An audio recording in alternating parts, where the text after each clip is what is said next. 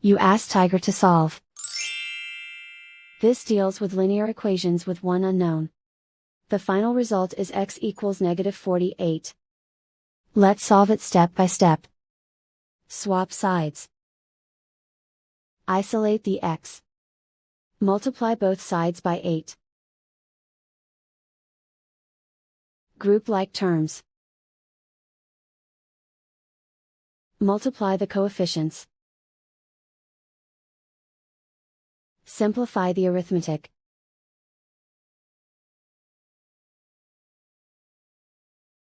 Convert the x into a positive number. Multiply both sides by -1.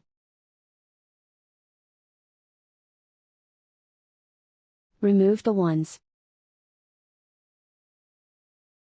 Simplify the arithmetic.